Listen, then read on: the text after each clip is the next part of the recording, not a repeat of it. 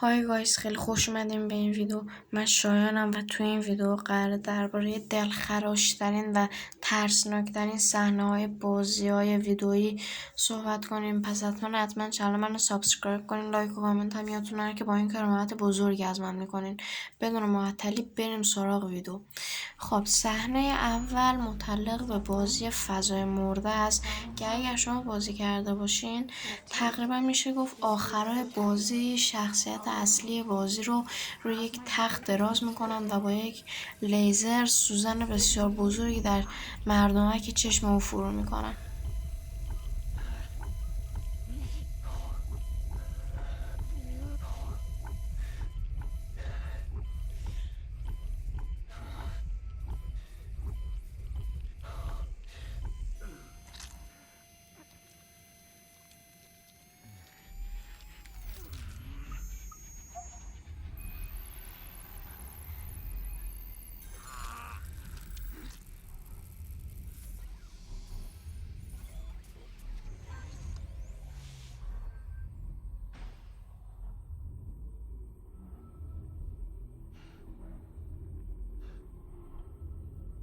Nicole!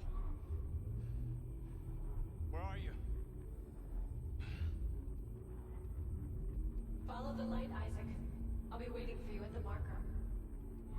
But what do I do?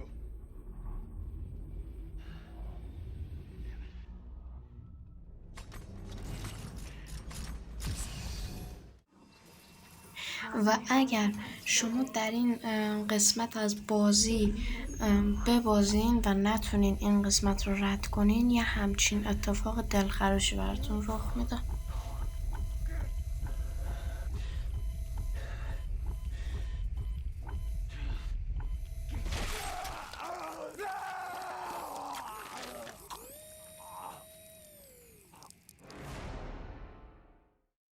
خوابگاه صحنه دلخراش و خونالود ما متعلق به بازی آنتیل داون هست که این بازی سرشار از مرگ‌های عجیب و خون و خونریزی است که خفن ترین مرگ او مرگ امیلی است که امیلی توسط یکی از ویندوگوها گاز گرفته میشه و اشلی، مایک و سم که از دوستان صمیمی او هستن بعد از رخ دادن این اتفاق باخبر میشن. و قسمت سخت داستان اینجاست که شما میتونین به امیلی شلیک کنین و همونجا امیلی رو در جا بکشین یا اینکه امیلی رو رها کنین تا به مرور زمان به یک ویندوگو تبدیل بشه که اگر شما به امیلی شلیک کنین یک صحنه بسیار بسیار دلخراشی براتون ظاهر میشه که بریم با همین صحنه رو ببینیم.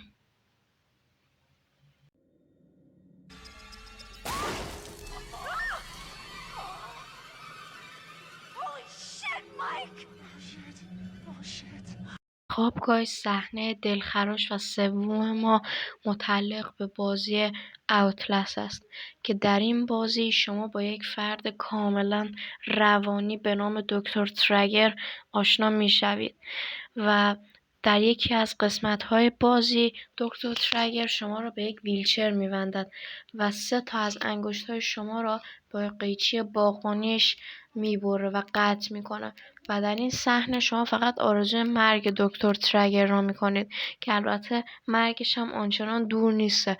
وقتی که شما از دست این فرد روانی خلاص شدید به سمت آسانسور پناه میبرید و در اونجا دکتر ترگر دوباره در جلوی شما ظاهر میشه و در این قسمت مایلز که شخصیت اصلی بازی ما است و خیلی از دست دکتر ترگر عصبانی شده دکتر ترگر را از آسانسور به پایین میندازه و شما شاهد یک مرگ بسیار دردناک ولی آرامش بخش هستید.